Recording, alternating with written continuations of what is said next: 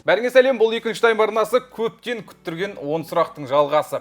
Бірінші шығарылымнан кейін екеуіңді көп адам жазды. Бекіс пен Әлімжан керек, срочно шақырыңдар, жалғасын сүріңдер деді. Сондықтан міне жиналдық. Еуроның уақытында аяқ астынан уақыт тауып 10 сұрақтың жалғасын сүрмекпіз. Бүгін менің қонақтарым, достарым Әлімжан Асқар және Бексұлтан Кеулім қос. Көп созбайық, 10 сұрақ ережесін қысқаша түсіндіріп өтейін, жігіттер. 10 сұрақ болады. Сендерге 100 000 теңге беріледі. Видеоның басында 10 сұрақ қойылады. Әр сұраққа 1 минут уақыттарың бар. Екеуің бір командасыңдар, талқылайсыңдар, ақылдасасыңдар. Сөйтіп 1 минут біткеннен кейін артық 1 секундта қоспаймын, бірден жауап беру керек. Дұрыс айтсаңдар 100 000 теңгені сақтап қаласыңдар. Әрбір қате жауапқа минус 10 000 теңге. Әлімжан Дидар сияқты былай бейтін. Олай созу дейтін жоқ. Маған көп адам айтты. Қатал бол деді. Бүгін бізге келгенде қатал болып қалатсың енді. Солай болып қалды. Біз енді Астанадан арнайы ұшып келдік. Арнайы ұшып келдіңдер, рахмет. Қалай болып жатыр? Еуропа жақсы жүріп жатырмыз ғой әйтеуір. Ой, керемет болып жатыр. Керемет болып жатыр. Қазір рекорд 70 000 теңге. Сондықтан сол рекордты қайталау былай тұрсын, негізі жақсарту керек. Сендерге міндет, бұл дегеніміз 10 сұрақ. Біздің басты мақсатымыз қарыз болып кетпесек болып тұрмыз. Маған рап көз. Жоқ, болмайсыңдар. Сендер шақыра берем ғой сосын, ақша біткен сайын. 100 000 теңге қалталарыңда бар. Мына жерден шығарып қоямыз. Әзірше 100 000 теңгелерің бар. Алғашқы сұрақ, кеттік. Кеттік ал. Жігіттер, бірінші сұрақ. АПЛ-да осы маусымда ең бірінші қай клуб бапкерін отставкаға жіберді? Бұл жерде кім ғой? Шеффилд қой? Крис Уайлдерді отставкаға. Крис Уайлдер ма? Желтоқсанда. Менің қадіреспе 6 желтоқсан күні. Шеффилд Юнайтед Крис Уайлдерді алып тастады. Дұрыс жауап бере бер. 10 секунд уақыттарың ғана өтті. Ойлануға болады әлі. 10 секунд өтті ма? 10 секунд өтті. Бір ойланып көрейін енді. Енді биыл Саутгемптон болған жоқ мысалы. Шығарып тастайтын. Тұра. Жақсылап ойланайық, мүмкін ондай бір бас жағында кетіп қалған, лақтырып кеткен. Августта біреу кетіп қалды. Кім кетіп қалды? Келесі алып кетіп қалды ма не? Келесі алып біреуді қуып жіберді. Кімді? Жоқ, осы АПЛ-да ұзақ отставка болмады негізі.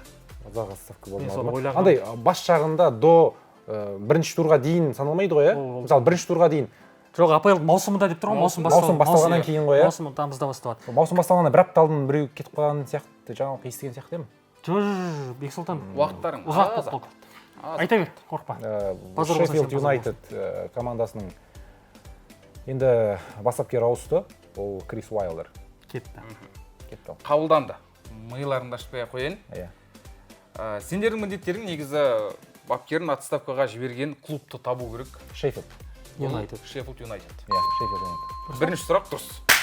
100 000 теңге сақтаулы. Әдейім бастадыңдар, өткендегі Дидар сияқты емес, шайып. Анау желтоқсанда ма болды ғой бірінші отставка? Желтоқсанда болды. 6 желтоқсанда, бірақ сендер бапкерді шатастырып отырсыңдар. Ол Хекимботтың. Мен клубты сұрадым, сендер бапкермен миды ашпай қойшы дедім. Уайлдер келді оның орнына, иә? Иә, келді. Бернлиден 0-0 есебімен жеңіліп қалды желтоқсанның басында. Сөйтіп Шеффилд маусымда алғашқы отставканы жіберді. Жоқ, Крис Уайлдер деп ойлап отқан мен оның сол келді деген мағынада ойлап отқам. Ол жерде емес мәселе не? Желтоқсанда я бір 10-шы турда ма? 5-ші желтоқсанда. Сол кезде не болды? 6 желтоқсан. Сол кезде мен ойланғам, осы АПЛ ұзақ болды ғой бапкер ауыспай жатқанына деп өзі жақсы келе жатыр. 4 айдай бапкер ауыспай соңына қарай. Күніне дейін тапқанымды айтсай мен. Бексұлтан. Әдейім. Құтты болсын. Алғашқы дұрыс сұрақ бар. Жігіттер ешқандай көмек қолданған жоқ. Негізі сендердің 3 көмектерің бар. Алда 9 сұрақ бар әлі. Қажет болады. Ең біріншісі жылдам жауап. 1 минуттар, әр сұраққа 1 минут беріледі ғой. Егер бір сұраққа 100% сенімді болсаңдар, Дидар сияқты, жылдам жауап дейсіңдер де, секундомер жүргізбейміз, таймерді. Бірден жауап беріп тастайсыңдар. Дұрыс болса, сол жаңағы қалып қойған 1 минуттарыңды кейін бір қиын сұраққа қолдансаңдар болады. Жаман емес. 2 минут ойланасыңдар. Одан кейін екінші мүмкіндік, бұл жерде сұрақтан кейін бірден айту керек, қиын сұрақ болған кезде, немесе екі нұсқаларың болса, жауап бермес бұрын айтасыңдар. Біз қазір екінші мүмкіндікті қолданамыз дейсіңдер. Қателессеңдер, ақшаларың күймейді, екінші рет тағы бір мәрте жауап беруге болады. Содан кейін барып күйеді. Екі нұсқалап тұрған кезде жақсы екен, мынау немесе мынау деп тұрған кезде. Иә, сондай кезде. Үшіншісі нұсқалар. Егер мүлдем ойларыңа дым келмесе, үшінші көмекті аласыңдар. Нұсқалар, мен 3 түрлі нұсқа айтамын, соның біреуі дұрыс, соны таңдап алу керек. Бәрекелді. керемет көмектер ғой негізі. Рахмет. 100 мың теңге қалтада әлі. Екінші сұраққа кетейік. Сендер Дидар мен Әлімжанға қарағанда күшті бастап жатсыңдар. Андай көмек жоқ па? Красавчик көмектесші дейтін ондай жоқ па? Жақсы идея. Жақсы идея. Еуропа чемпионаты болып жатыр ғой қазір. Сондықтан Еуроға қатысты бір сұрақ. Еуропа чемпионатының финалындағы ең ірі жеңіліс. Жеңіліс. Жалпы Еуропа чемпионаты тарихында ма? Жеңіліс, иә, бұл жерден ең ірі есеп қой. Бұл 2012 жылы Испания Италия арасында 4-0 ең іріге жата ма екен? Немесе одан да ұтылғандар бар ма екен? Жылдам жауап дей салайықшы. Жылдам жауап. Басқа бар. Үлгермейсің Өтіп кетті ма не уже? Ойланайық одан да. Бірден айту керек. Жоқ, мен соны ғана білемін, қалғандары Негізі енді 60-шы жылдан бері болып жатыр. Неше түрлі турнир болды. Кеңес үкіметі отқан кезде ондай болған жоқ деп сол 60-тан бастап кеткен. Сол. Менде басқа нұсқа жоқ. 4-0, 5-0 ұтқан кім бар мысалы? Ешкім жоқ қой. Германия, ГДР. ГДР бір Венгрияны 5-0 жеңіп жүрген кездер болса, мен таң қалуым мүмкін, бірақ басқа нұсқа жоқ менде. Сенде бар ма? Жоқ, алып көреміз ба не ана? Испания жоқ, Испания Италия. Болды, онда айтып. 4-0. 5-0-ге сенбеймін шын керек. Ірі жеңістер болған. Бірақ енді өздерің одан да ірі жеңіс емес, жалпы финалдағы жалғыз ірі жеңісі ол емес. Жалғызы. Уақыт 5-0. Ей? Болған сәттер болды ма не? жоқ, ірі жеңістер. Кем дегенде 3 гол айырмашылығымен ұтылған финалдар болған деп жатырмын да. Соның ішінен таңдап аласың. Ең ірісін. Ең ірісін соның ішінен таңдап алу керек. Сен Испания, Италия деп отырсың. Негізі уақыт бітті, жігіттер. Жоқ, ең ірі жеңіс деп айттың. Аха. 4 гол айырмасы менің ойымша сол. Ешқандай көмек таңдамайсыңдар. Жауап сами Италия 0-4 па? Испания, Италия 2012 жыл. Жоқ, ең ірі жеңілісі сұрап жатыр, иә сенен? Иә. Италия 0-4, Испания. Италияның 0-4 есебімен жеңілуі 2012 финалда. Дұрыс жауап. Бекіс! Бекістің жауаптары секіз. Дұрыс жауап беріңдер. Иә, 2012 жылы 4-0 есебімен жеңді. Испания, Италияны. Ақшаны теңге бөліп аламыз ғой, иә? Айскерес өздерің шешерсіңдер оны. Келес. Қызып тұрған кезде ма? Негізі Негізі финалда, Еуроның финалында 2 ғана ірі жеңіс болған. Осы Испания, Италия, одан кейін ФРГ КСРОны 3-0 есебімен жеңген. Болды. Басқа ірі жеңіс жоқ. 100 мың әлі тұр. Әлі менің де андай бір көңіл күйім түсе бастады. Дидарлар күшті бастап еді, сразу ақша айырылып қалды. Күшті отырасың. Осы маусымда Франция чемпионатын қаншалықты көрдіңдер? Өте аз көрдім. ПСЖ-ның ойындарын ғана шығар. Алғашқы 2 сұрақ сендерге оңайырақ болған сияқты. 3-ші сұрақтан қиналып қалулары мүмкін. Сол үшін қиындау сұрақ десей. Осы маусымда Франция чемпионатында соңғы орын алған команда. Так. Қазір 18 команда. Метс 16-шы орында болды ол. Не ойнады? Өтпелі ойындар ойнады. Болды, басқа білмеймін жетпейді.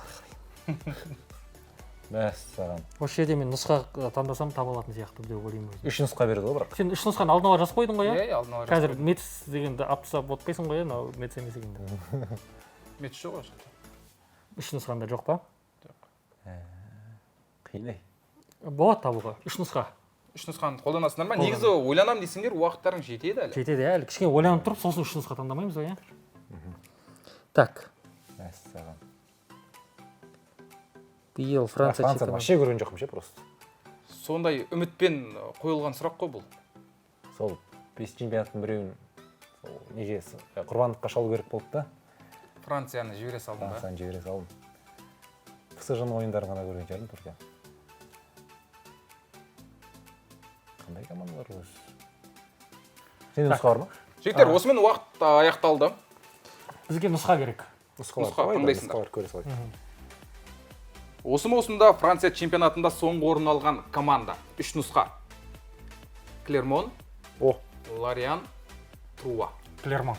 Клермон 100% есім өтсін. 100% деп отыр. 99,8%. Клермон, есіме түсті. Жарайды, қабылданды. 3-ші сұраққа дұрыс жауап беріңдер. Осы маусымда Франция чемпионатында Клермон соңғы орын алды. 34 матчта 25 ұпай ғана жинады.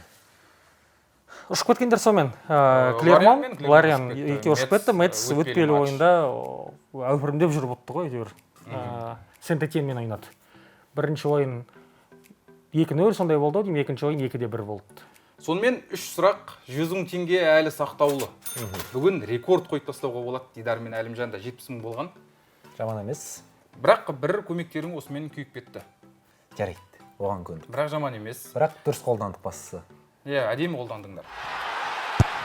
Жігіттер, 200 мың теңгеге дейін фрибет алуға болады. 1xbet-тің біздің екінші тайм арнасына арналған арнайы промокоды бар. 2 тайм. Осы промокодты жазсаңыздар, алғашқы депозитке 200 мың теңгеге дейін фрибет аласыздар. Төменге сілтемені де промокодты да жазып қоямын. Тек көшіріп алыңдар да. Алғашқы бәсті қойып, алғашқы депозиттен кейін фрибетті алуға болады. Сәттілік. Енді көреміз. 4-ші сұрақ қазақ футболына қатысты. О, шіркін-ай. Магомед Адиев Қазақстан құрамасының бас бапкері болды. Адиевтің баптауымен Қазақстан құрамасы бір ойында тең түсті. Кіммен? Бірақ ойында тең түскен ба сонда Магомед Адиев? Иә. Жалпы? Негізі, Мықты кісі екен ғой, Бір сұрақты, бұл сұрақты екінші тайм телеграмына менің көрерменім, оқырманым жіберді. Келесі қонақтарға осы сұрақты қойсам болады, менен көмек деп. бұл Еске түсірейік бәрін. негізі ұлттар лигасында ғой дейме?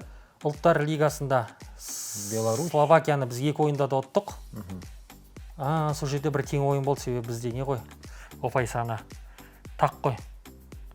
Ана жерде 18 еврода. Ана жерде тақ болып тұр.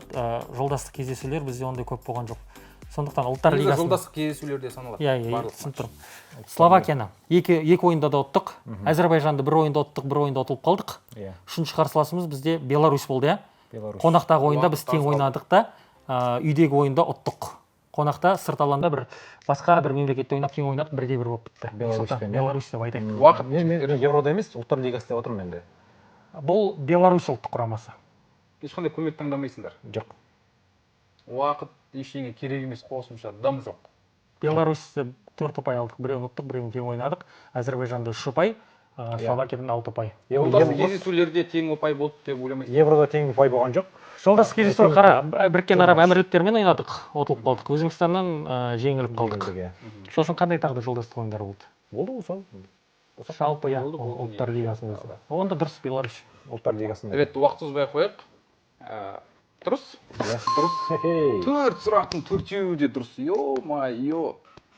Жаңа эфирдің алдында қалай екеуің уайымдап жүретіндер? Әлімжан әсіресе. Қаршаша сұрақтарды алдын ала біліп алдық. Сатып жіберген дұрыс болды. Әзілі. Қарыз болып кететін болдық бірақ бізде. 100 мың теңге сақтаулы. Бір көмекті пайдаланып тастадыңдар. Біз 5-ші сұраққа келдік. Осы жерде енді ойлануға тура келетін шығар. Бұл да жаңағы Адиев туралы сұрақты ойлап тапқан менің көрерменнің сұрағы. Чемпиондар лигасының 2019-2020 жылғы маусымның финалында 3 бразилиялық ойнады. Олар кімдер? Мықты сұрақ екен. 2019-2020, я? Ол ковид маусымы ғой. Ковид 2020. Ол кезде Бавария чемпион атанды. 2020-да. Дұрыс па? Келтірсек ойланып. Иә, Бавария. 2020-да чемпион атанды ғой. Ковидта ма? 2020 жыл. Челси 2021. Челси 20, Бавария. Бавария. Тиаго Алькантара шығар? Бавария. Мына тұрған финал ғой 2020 жыл. Турда жыл бұрын. Ойнаған бразилиялықтар ма? Жұрттар 10 жыл бұрынғы финал еске түсті. 3 бразилиялық дейсің ба? 3 бразилиялық. Ковидте футбол көрген жоқ мен просто. Жанкүйерлерсіз футбол көрмеймін. Қанаттар. Бавария ПСЖ ма қарсыласы? Бавария ПСЖ ғой қарсыласы. Себебі екінші финалында ұтты ғой. Онда Маркиньос бар. Маркиньос, Тиаго, Неймар бар. Алькантара, Неймар. Бұл шықтыр ғой. Тиаго Алькантараны ойлаңызшы тағы да бразилиялық. Жігіттер, уақыт. Алькантара негізі испаниялық емес пе? Оны бразилиялық деп есептейміз ғой. Чемпиондар лигасының 2020 жылғы финалында 3 бразилиялық негізгі құрамда шықты. Негізгі құрамда еще. Негізгі құрамда еще, иә? Кім жауап?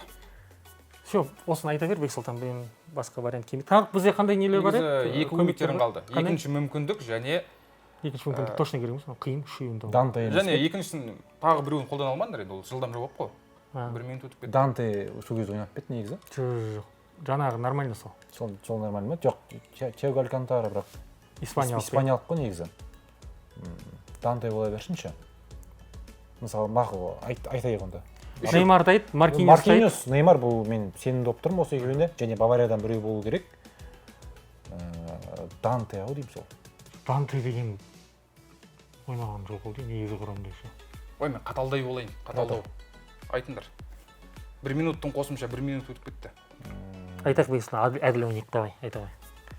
Неймар, Неймар Маркиньос. деп отырсыңдар, Маркиньос деп отырсыңдар, және тағы бір бразилиялық Бавария сапынан. Бавария сапынан. Ол да ПСЖ-дан болуы мүмкін бе? Жоқ, ПСЖ-дан бітті ол. 1, 2, 3. Данте болсыншы. Данте. Жоқ, оны тұра тұр. Болды, Дантені қабылдайық, себебі Тиаго деші. тым ұзақ болып кетті. Тиаго. Алькантара. Тиаго Алькантара. Испаниялық қол, ё-моё. Не уверен отыр Дантені айта бересің. Бірақ оны қалай есіне түсті сен? Дантені қабылдайын. Мақұл. Сендерде бас қатырмай ақ қойыңдар. Болды. 3 бразилиялық ойнады. Мгм. Неймар, Неймар. Маркиньос және Тиаго Силва. ПСЖ-дан екен ғой, сен екі командадан үшеуі дедің. де Алькантара демек қой ПСЖ керек еді. Тиаго деп отыр өзі. Сен Тиаго дегенде жүрегім дір ете қалды ғой. Тиаго деп қоямын ғой, мен де ше бүйтіп реакциясына қарап. Бірінші қате Шатастырдың сен жауаптары. мені. Қате жауап. Мен үндемей отырдым. Ол жерде біз енді Екі командадан да мынандай ойлап сұрақ қалдым да. болған соң біреуі Бавариядан болатын шығар деп. Финалда 3 Сосын бразилиялық біз шықты деді. ПСЖ-ға ше Бавариядан келдік қой еще. Иә. Кейін еске түсті. Иә. Жақсы. Жаңа екі Болады. финалда ойнады, негізі құранда шыққандай андай бүйтіп. Екі командадан қош жерді обычно негізі. Бұлар бір команданың сатынан Сұрақ қойған жігіт құйтырқы сұрақ қой. құйтырқы сұрақ болды бұл. Менің көрерменімнен тамаша Анау сұрақ. екеуін тапқаннан кейін уже біздің ойымыз Бавария кетіп қалды да. Кім бар еді деп. Иә, мен де анау сендер нұсқан таңдап қалып жатсаңдар деп келесіге Баварияның бразилиялықтарын қосып қойдым да, Данте сияқты. Әйтпесе негізі орамда шыққан жоқ қой олар. Әдем. Әдем болды. Иә. Мен шыны керек ол жылы футбол көрген жоқпын болды. Бірақ әйтеуір таптың ғой. Білесің бе не үшін көрмеген? Не үшін? Анау жанкүйер жоқ болса футбол көрмеймін деп бұл байкот жариялап өзіне емес. Өзімен өзі. Содан кейін 2021 жылы ма соққа ашылды сосын 2022-де ашылды ма? Сосын қайтып көре бастады. Иә, сол кезде сұрайсың ғой мынау кешегі ойындар десе көрмедім деп ше. Көр деп басынан 6 ойын 7 ойыннан күнде көр. Сен сонда қазақ футболының көп матчын көрмейсің ғой да? Қазақ футболын көресің ғой, үйреніп қалдық қой оны негізі. Оған мынандай етің үйреніп кеткен ба? Көрермен болмаса да. Еуропалық футболдандай. Неше сұрақ артта қалды? 5 сұрақ артта қалды. Тең жартысын Төртеуіне дұрыс жауап тең беріңдер. жартысын. Бір ғана қателік бар, жаман емес. Рекорд қойып тастауға болады. 6-шы сұрақ. Дене қызып тұрған кезде жалғастырып кетейік. Нұсқада қамақ жаңа. Екі мүмкіндіктерін ғана сақтау тұр. Екінші мүмкіндік жаңа 2 рет қателесуге болады, 1 мәрте қателесуге. Сосын жылдам жауап. Білсеңдер бірден айтыңдар. Жылдам жауап. Дайын тұрмын қазір. 6-шы сұрақ. Жылдам жауап. Еуроға қатысты тағы бір сұрақ дайындап қойдым сендерге. 2020 жылғы Еурода үздік ойыншы кім болды? Ойланайық. Англия, Италия. Бұл жерде Харри Кейн. Харри Кейн нұсқа. Үздік бомбар ретінде алып кеткен шығар бәлки. Жоқ, кім алды ғой Италия. үздік ойыншыны? Бануччи ма? Сол алды ғой. Италиялық, иә? Италияның қорғаушысы 100%. Килини немесе Бануччи екеуін біреу алды. Бануччи шығар, скорее всего. Бануччи алды. Скорее Уақыт всего, көп әлі сенде. Бануччи алды. Скорее всего, Бануччи. Енді Италия еще чемпион болып тұр ғой, енді логически. Бануччи мықтырақ болып ойнады ғой сол кезде еще. Криштиану Роналду үздік сұрмерген болды. Патрик Шик екеуі 5-5 голдан. Олар мақұл кетті. Финал. Бануччи мен кім соқты ма? Люк Шоу? Бануччи соқты болды. Бануччи соқты. Бануччи алды. Бануччи болды онда, иә. 15 секунд бар әлі. Бануччи. Жауаптың алдында анау көмектерді қолданбайсыңдар ма? Жоқ. Болды оны. Сенімді отырсыңдар. 100%. Сеніп отырмын. Уақыт тоқтата беруге болады. Тоқтат. 15 секунд сақтап қойшы. 6 секунд қана қалған өзі. 6 секунд білесің ма? Көп ол. 2 секунд білмегенде білесің. Жауап нақты. Бануччи. Бануччи деп отырсыңдар. Қабылданды. Өте жақсы жауап. Бірақ дұрыс па, дұрыс емес пе деген сұрақ туындап отыр. Айтшы ол Максим Галкин задал болды. Айтшы ол десі. 2020 жылғы Еуроның финалында Италия мен Англия ойнады. Италиялықтар Еуропа чемпионы атанды. Және турнирдің үздік ойыншысы атағын Джанлуиджи Даннарума. Бәсе. қақпашы алды. Кейін есіме түскенде. Бануччи шынымен де сразу ойлады. 6 секунд қолдану керек еді. 6 секунд ойлансақ. 6 секундтан кейін келді ғой сол Даннарума, білейін. Бануччи финалда гол соқты, бірақ үздік ойыншыны Даннарума алып кетті. Үздік ойыншыны алды, үздік қақпашыны ала алмай қалды ма? ПСЖ-ға ауысып кеттік біраз ақшаға, иә? жоқ, оның алдында ауысты ғой А, негізі. иә, Оның алдында ауысты. Дұрыс, сен абырой жинап алыпсың Евродан. Қатарынан екінші қате қандай жоқ. бір не болып еді ғой үздік қақпашыны алмады үздік ойыншыны алыпты дейсің бе Бізге сол төртеуі жетеді негізі Бірақ жетінші сұраққа жауап беруім керек. бәріне жауап беруіміз Пайыз. керек қой бізге Бұл жетінші сұрақтың Челсиға да, Барселонаға да қатысы бар. Мынадай керемет сұрақ. 2009 жылы Чемпиондар Лигасының жартылай финалында Челси мен Барселона кездесті. Қарымта матчта кім төрелік етті және ол қай елден? енді Бұл ойынды еске түсірсеңдер болады. қарымта матчта Скандал болған ойын ғой. скандал Тақыр бас кім еді аты? той е-мое сол төрешін жеп көремін деуші едім ендеше қазір есіме түседі кетеді Сендер білет деген 100%. 100% Мен ғой иә қойдым бұл сұрақты негізі. болады сонда есіне шығып кетеді кейде бір қотақ бас еді Иә. саған нормально ол бізге Тақыр бас кім еді аты? Тақырбас. Иә.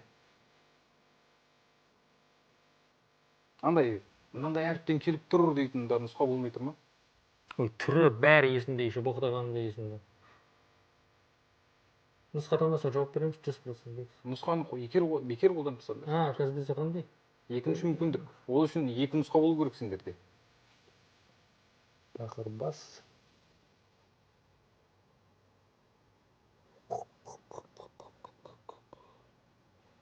Бір минут артта қалды. Үнсіздікпен өткен бір минут. Ойларыңа ешкім келмеді ма? Елі жарайды.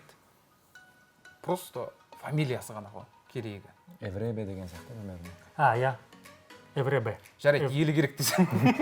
Жоқ, Евребе деген жағынан бері ойлап тұрмын, бірақ сол ма, сол емес пе нақты сол білмей тұрмын да. 100%. Толық аты жөні? Евребе ғой фамилиясы. толық аты жөні деген керек емес ол болды жауап беріп тұрсаң Қай елден? Евребе деп болса Бір минут артта қалып нақты жауаптарың керек. Негізі мен Испания емес, аты жөні Англия және емес. қай елден дедім. Сендердің қиналғандарыңа қарап елді алып тастағам. Бірақ қазір Бекстер жауап беріп отыр. Том Кеннинг, Евребе. Негізі норвегиялық деп ойлаймын мен Евребе ғой Жоқ, мен андай сразу Евребе, бірақ андай Евребе басқа бір жоқ сол 100%. Иә. Просто менде болады сондай кейде деп тұрады Бұл жерде мен елді өзім айтып қойдым. Бұл менің өзімнің косягым былайша айтқанда, бірақ төрешінің маңыздысы тауып отырсыңдар. Иә, Евребе ғой. Том Хеннинг Евребе. Жалпы сол Норвегиялық. бірінші ойын есіңде ме сенде? Сол матчтың. сол екінші ойыны ана пенальти Екінші ойында мысалы Эрик Абидалға красный бергені бар. Есіңде ме? мен ол ойынды Бірінші ойында ғой.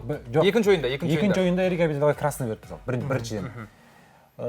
Ал алғашқы ойында вообще скандалдың скандалы болды негізі. қандай скандал болды ол жерде Барселонаға қарсы төрелік етті. Оны төрешін атын ұмытып тұрмын негізі. Пенальти бермеді, сары қағаздар көрсеткен жоқ, жалпы қателіктерін. Мен саған видеосын жіберемін керек болса ше. Көрсетейін бе қазір?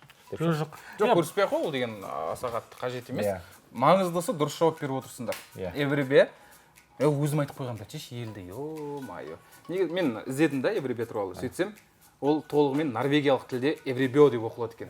Соңында андай норвегиялықтар несі бар ғой, бір точкалары, бір нәрселер. оны сызбайтын ба оны белінің Евребе екен негізі. Және бір қызық ақпарат сол жайында. Мамандығы психолог екен. Қызық, иә? Төрешіге психолог керек болған сияқты негізі. Негізі екі жаққа да қателесті ол бұл. Бір жаққа көбірек емес па? Бір жаққа көбірек, бірақ екі жаққа да қателесті ғой. Содан кейін карьерасы бытшыт болды ғой негізі. Иә, бітті ғой карьерасы, бітші болған жоқ.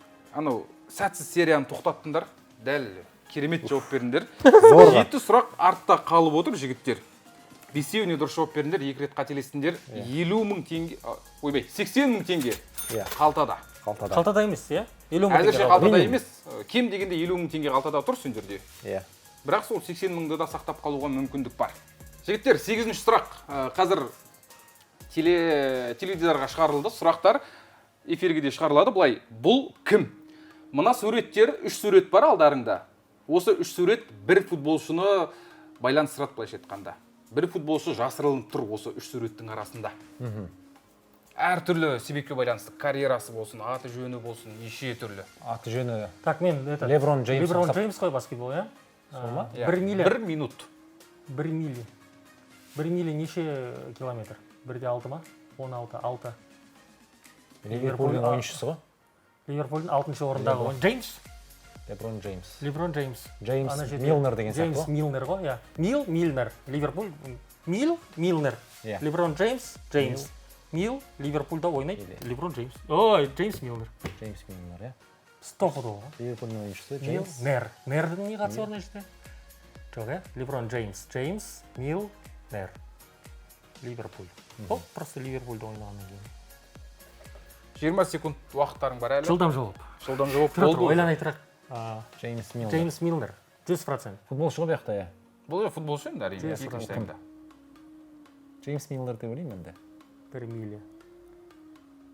Леврон просто. Джеймс Милнер. Бізді Джеймс Милнер деп ойласын деуі де мүмкін ғой, бірақ. Мен ондай ақылды емеспін десең. Леброн. Уақыт 1 минут өтті. Баскетбол. Льюис Данк деген сияқты да болуы мүмкін, иә? Уақыт өтті. Ливерпульдің Уақыт ойыншысы ғой бітті. бұяқта. Нақты жауаптарың. Джеймс Милнер. Басқа нұсқа көріп тұрған жоқ. Дым басқа нұсқа жоқ па негізі бүйтіп іздеп отырсаң Тым оңай болып табасың кетті, негізі. Шынымен, иә? Бірақ Джеймс Милнер сияқты ма? Сонымен жауап 1 миля деген немес па негізі? 1 деген сан не үшін тұр? 1 мил, мил 1. Мил 1. Джеймс Милнер. Жауап? Екеуіне кеп тұр. Үшеуіне де кеп тұр негізі. Дұрыс емес жауап болса да дұрыс жауап қой. Сен ойына қақтан білеміз. Сенің ойын табу керек қой негізі. Жауаптарың. Джеймс Милнер. Джеймс Милнер. Екі мүмкіндікте екі көмек бар. Одан кейін екінші вариант айту керек. Екінші вариант жоқ қой бізде. Жоқ па? Жауап беріңдер онда. Менің уақытымды алмаңдар. Айтсайын, айтты ғой енді Джеймс Милнер. Джеймс Милнер деп отырсыңдар. Ресми түрде. Жауаптарың қабылданды. Және бұл дұрыс жауап. Негізі оңайырақ болған сияқты сендерге, иә? Иә, кішкене. Өзіміз Негізі. қиындап жүрміз. Бізде Леброн Джеймс талмай қалуымыз да мүмкін еді ғой деймін. Леброн Джеймс Оларың керек қой, онда комментаторлықтан кетіңдер жігіттер.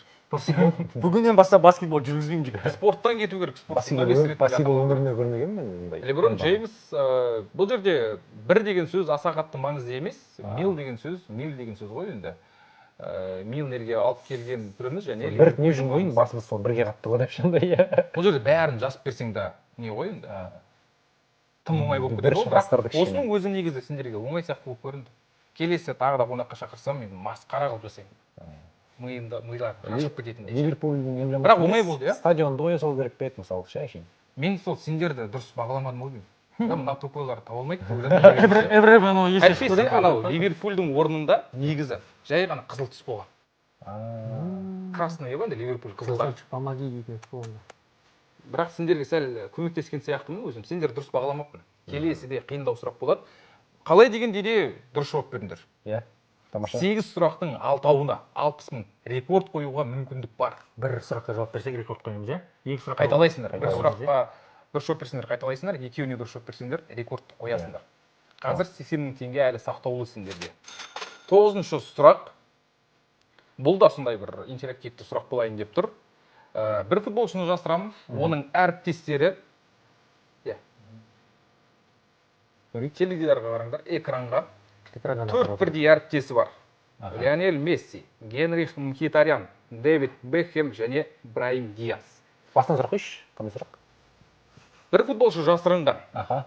Оның карьерасындағы 4 әріптесі қазір назарларыңызда: Лионель Месси, Генрих Мхитарян, Дэвид Бекхэм және Брайм Диас. Не бәле ол? Шалма. Қанша ойнаған? Лионель Месси. Так, Златан Ибрагимовичті көрейік. Ұзағынан болу керек. Жоқ. Брайм Диас.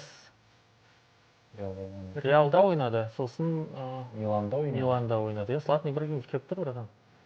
Генрих Мхитарян да Италия сериясында Златан ойнауы мүмкін. Эмюде Бекхэммен ойнауы мүмкін. Барселонада Мессимен.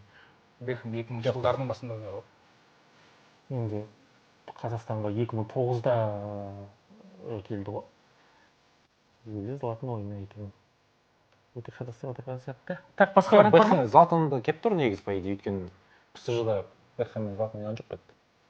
Негізі. PSG-да? PSG-да, иә. Жоқ, Бекхэм кетті, Златан келді или ол жерде. Мхитарян Манчестер Юнайтедте Златанмен ойнады. Брайан Диаспен ше Миланда ма? Миланда өткен жыл Миланда ойнады, ойнады. чемпион болды. Кіммен? Чемпион болған жыл ойнаған жоқ еді. Генрих Мхитарян Шахтер Донецкке, Мхитарян Эмюда. Уақыт, Эмюда. Болды. уақыт, Златан Ибрагимович. уақыт. Бізді менсінбей тұр бұл. Златан А, Ибрагимович. екі қателік деген нұсқаны енді қай қолданса еді? Жоқ, одан кейінгіге жақсы керек ол. Ол жерде вариант береді келесі сұрақта. Келесі сұрақты? Аха. А, сонда келесі сұрақты қолданса Келесі ғой? сұрақта вариант береді, Болады, сол кезде болады. екі қателік дегенде А, әдем кетеді. сендердің А, сонда нелерің ғой. 100% нақты жауап береміз ғой? Жоқ, ол жерде үш вариант бересіз. Вариант. Екі тұсқан біреуін табамыз ғой? 75% дұрыс жауап. Келесіге 4 жауап қыламын ау деймін. Златан. Златан Ибрагим. Басқа вариант бар ма? Басқа жоқ. Златан Ибрахимұлы. Ибрахимұлы. Жауаптарың қабылданды. Кіммен қайда ойнады деп ойлайсыңдар? Ойланып Месси мен Барселонада 100% ойнады. Ол жерде айтты ғой, мен анау компьютер алу үшін астыма орынды қоймаймын деп айтып кеткен. Генрих Мхитарян мен Эмюда ойнады ау? Эмюда Манчестер Юнайтедте ойнады. Бекхэм мен ПСЖ-да бүйтіп біреуі кетіп, біреуі келіп жатқан шығар. Сөйтіп кездесіп қалуы мүмкін. Олай болса есептелмейді. Жоқ, енді Бір командада жалпы бір маусым ойнауы жыл керек. айтып жатырмын ғой. 2000 қай жыл ол? 16-шы 17-ші жылдары. Жоқ, Шли онда емес, 2011-де ма, сондай 12 ма? Иә, он мақұл. 2013 ау деймін. ПСЖ келіп тұр ғой әйтеуір. Брайан Диас пен Миланда. Миланда осы жақында ойнады. Сонда Златан Ибрагимович. Біліп отырсыңдар ғой бәрін. Дұрыс па? Бәрін біліп отырсыңдар. Клубтар дұрыс па? Клубтар бәрі дұрыс. Бәрі дұрыс. Мен сендерді Бекхэм сәл шатастырама деген оймен. Бекхэм басында үмітпен, шатастырды Эмюді. қойған едім, бірақ енді тауып алдым да. Ресейдің түсе қалды. ПСЖ-ға қайтып келгені бір Алтайға. Бекстің басына. Златан Ибрагимович білесің ба? ПСЖ-да қалуым үшін не істеулерің керек деген. Не істеулері? Эйфель мұнарасын менің атыма қоясыңдар деген. Дұрыс айтқан. Оның несіне келеді ғой, образына негізі. Не ма? Тұрсына да келе ма? Әдемі келеді ғой негізі. Бекер жасамапты. Қазір рекорд қойыла ма, қойылмай ма? Ең маңызды сәт интрига осы болып тұр. Кем дегенде 70 теңге алып кетейін деп Экранға тұрсыңдар. қарамаймыз, ә? Экран керек емес. Маған Маған қарап отырыңдар. 10-шы сұрақ менің бір дәстүрім бойынша, 10 сұрақтың дәстүрі бойынша бір футболшыны айтам, сол туралы 3 факт бар, оның біреуі ғана рас. Бұл жолы футболшы Фил Фоден. Фоден туралы қай дерек рас? Біріншісі. Бәрін білемін ғой мен. 18 жасында 2 миллион фунтқа үй сатып алды. Екіншісі. Карьерасындағы алғашқы хет-трикті Арсенал қақпасына соқты. 3. 24 жастағы Фоденнің 3 баласы бар. Фил Фоденнің 3 баласы бар. Біз екінші мүмкіндік қолданамыз. Бірден. Фил Фоденнің 3 баласы бар, себебі оның лақабаты Батя. Фил Фоденге қатысты ма сол? Сол шығар, Иә, Дэдди. Филип Фоден, иә. Фил Фоден, жап-жас болды. 16 жасында бірінші баласы болған ғой оның. 16-та әке атанған. Бұл Фил Фоден. 100%. Екіншісі не? 2 миллион теңге. 18 жасында 2 миллион фунтқа үй сатып алған. 2 миллион фунтқа үй сатып 18 алған. жасында. Жаңа біздің Одан кейін карьерасындағы алғашқы хет-трикті Арсенал қақпасына соқты. Неше секундымыз бар? Уақыттарың негізі жеткілікті. Стоп қалайық та, біз анау екінші вариант айтып, соны 30 секунд ойлансақ бола ма кейін? Жоқ, олай болмайды. Жоқ. Көмек қолдансақ? Қолданып отырмыз, Жоқ, и так, 30 секунд болды. ойланып отырмыз. Екінші вариант ойланып отырмыз. Ол 3 баласы бар деген шын. Иә, 3 баласы бар, иә. 16 жасында әке атанған, оны Батя дейді, әке дейді. Осыны айтамыз, екінші нұсқамыз қандай? 2 миллион фунтқа сатып алған, Арсеналға хет-трик жасаған. Алғашқы хет-трик. Алғашқы хет-тригі, ол келмейді ол. Осы 3 фактың біреуі ғана рас па, екеуі? Біреуі ғана рас, Бексұлтан. Біз соны 3 баласы бар дегенді айтамыз. Уақыт. Ол дұрыс болмаса, екеуінің біреуін. Уақыт. Жауабымыз Фил Фоден 24 жасында 3 баланың әкесі. 16 жасында ол әке болып үлгерген. Жауаптың алдында айта салыңдар. Жеңілді қолданамыз. Қолданып жатсыңдар. Жаңа айтып қойдым мен. Сендердің жауаптарың алғашқы жауаптарың. 24 жастағы Фоденнің 3 баласы бар. Иә, бар. Бұл ақпарат жалған. 2 баласы бар ма? Дұрыс, жалған Екі емес. баласы бар. Жалған емес. 2 баласы бар ма деймін? 2 баласы бар. Болмайды ғой. Енді сендердің екі таңдауларың қалып тұр. 50-50 былайша айтқанда. Енді есептеулі сізден бір көмек сұрайық. Біз осыған дейін ережені барынша сақтап келуге тырыстық. Бір кішкене ойлана тұрайық рұқсат болса. 2 миллион долларға үй алды, сосын 2 миллион фунтқа. 15-20 секунд қана уақыттарың бар жігіттер. Естеріңе салайын. 18 жасында 2 миллион фунтқа үй сатып алды. Карьерасындағы алғашқы хет-трикті Арсеналдың қақпасына гол соқты. Арсеналдың қақпасына жасады. Қашан жасауы мүмкін? 2 миллионға. Соған келіп тұр, 2 миллион. Мен оққан сияқтымын бір жерде. Сөйтсе 1 миллион 800 деп айтады ғой қазір. 2 миллион қалмаған 1 миллион 800-ге алған дейді осы сосын маңырақ боламыз ғой. Жаңағы 3 бала сияқты. Ондай өзгерістер болуы мүмкін. Так, 2 миллионға үй алған. Үй алам. 16 16 жасында ол бердім. батя. Оған үй керек. Дұрыс па? Дұрыс, мен үй алған. 2 миллионға үй алған. Еще ол 17 жасынан бастап уже Ситиде мықты ойнап бастады ғой. Иә, Ақшасы бар. Арсеналға қарсы ондай жоқ па ешқандай? Хет-трик па? Арсеналды хет-трик, Фил Фоден, хет-трик, Манчестер Сити, ол қашан айттым оны? Рандомный кетіп отыр деймін. Мен ойымша сол мен анау бір фонд туралы статья Бекс, қара. оқыдым. Статья оқыдым. Жаңадан бері сұрақтарға жауап берген кезде жауапкершіліктен қашып Бекс жауап бер деп келдім. Сен бір рет болсын мені не істемедің андай. Ұятқа қалдырмадың. Сондықтан бұл жолы да жауапкершілікті өзіне ал. Жоқ, бұл жақта 2 миллионға келіп тұр. Мен бір статья оқыған едім. Я сол екі баласы бар, кішкентай жас кезден кетті деген сияқты, кетті дегенде үйлендіге кетті деген сияқты. Жас кетті деген бір ұзақ Филипп Фоден екен ғой негізі. Оның аты Филипп Фоденович. Филипп Фоден. 2 миллионға Филипп папа. Негізі үй алып деген мен оққан сияқтымын. Болды, Бекс, жауап бере бер. Онсыз да рекорд 2 жасау. миллион фунт стерлингке үй алды. Менің жауабым осы. Біздің жауап осы. Соңғы мүмкіндіктерің 50-де 50 ғой негізі сендерде. Пазар боламыз. Әйтпесе, қазір сендер не рекорд қоясыңдар, не рекордты қайталайсыңдар. Не пазар боласың. Жоқ, масқара болмаңдар. Бір-бірімен масқара отырмыз. Фоден туралы мына ақпарат рас. Фил Фоден 18 жасында 2 миллион фунт стерлингке үй сатып алды. Дұрыс па? Иә. Рекорд құтты болсын. Есептелеш. Құтты болсын. Жауамыз. Бөлісесіңдер ма? Дидар кел. Иә. Ең бірінші хет-трикті Манчестер Юнайтедтің қақпасына соқтып, мен сол деректі негізі Өзгерте жасадым ба? жоқ, алып отырғам. Бірақ жаңағы Фил Фоденге қатысты әңгіме бәрі шын ғой, 16 жасында әке болды, оны анау 19 мақұл. Иә. Қазір екі баласы бар. Анау 2 миллион фунт стерлингке үй алғаннан кейін негізі сен расымен білдің бе ақпаратты? Иә, білдім, оққам негізі. Филипп Фоден деген бір басқасын таңдау керек. Оққам жаңа эфир алдында айттым ғой десең. Жоқ, бір 2 ай бұрын осы Филипп Фоден үздік атанды деп жатқан кезде ше, кәдімгідей голдар соғып кезде кішкене қорытындылайық ойында. Аппақ үй, по-моему, ше. Ойынды қорытындылайық. Аппақ үй ма? Суретін көрген жоқсың ба? Суретін көрген жоқпын, шақырған жоқ. Шақырған жоқ па? Бүкіл отбасына Манчестердің оңтүстігінен 18 жасында 2 миллион қойып берген ғой. Не масқара, иә. Әл-Фарабидің бойынан ба? Былайша айтқанда Әл-Фарабидің бойынан ғой. Негізі. Негізі ойын жақсы болды, Бексұлтан. Жастың аты жас, білім жастан дейді. Біледі екен, көп нәрсе біледі екен. Асыл Сен тастан. басқа біреумен келсең, негізі шек бітетін Бір Дидармен ба келсеңші негізі. жақсы сұрақтар, анда 2013 жылдан кейінгі сұрақтар екен да. Мен көбіне сондай дайындадым, жастар ғой деп келіп жатқан. Жастар талабына сай, иә. Келесіде, егер қызық болып жатса, көрермендер сұрап жатса, сендерді тағы да шақырам, ол кезде сұрақ қиындау болады. Себебі рекордтан құлау керек қой. Біз кемейміз. Меніңше, жігіттер, мынау 8 сұрақтың жауабын тапқан рекорд бұзылмайды деп ойлаймын өзім. Бұл Бексұлтан атындағы рекорд. 9 сұраққа жауап бере алмайды деп ойлаймын мен адамды. Сен үшеуіне жауап бердің жалпы?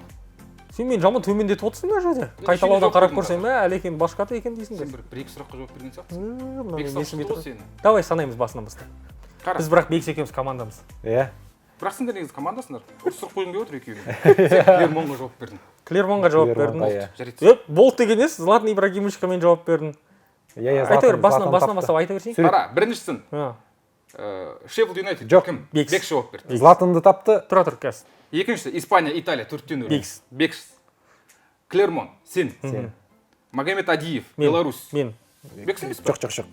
Мен ұлттар лигасы дедім жай ғана. Ұлттар лигасында сол арқылы ғана тауып тұр ғой, әйтпесе тауып тұрмайды. Бүкіл матчтардың есебін айтып отырмын. Чемпиондар лигасындағы бразилиялықтар шайдыңдар. Еуроның үздік ойыншысы шайдыңдар. Сен бірақ Донорумен тауып тұр едің негізі, иә? Басында киесі. Эвребен айтқан сен. Есіме түсіп кетті. Джеймс Милнер дедің айтты. Мен айттым. Сен айттың ба? Бірге айттық оны. Жоқ, мен Джеймс қой, Ливерпуль дедім, мынау Милнер деді. Бірге есептер еді, бірге. Жоқ, мен елін ғана айтып қалдым ғой негізі. Эвребен өзі тауып тұр ғой, мойындау керек. 3-3 болып отыр ма? Ибрагимович кім айтты? Мен. Одан кейін соңғы сұрақ Фил Фоден туралы рас ақпарат. 18. Команда болғанмын ғой мен. Әдейі. Керемет ойын болды, ұнады маған.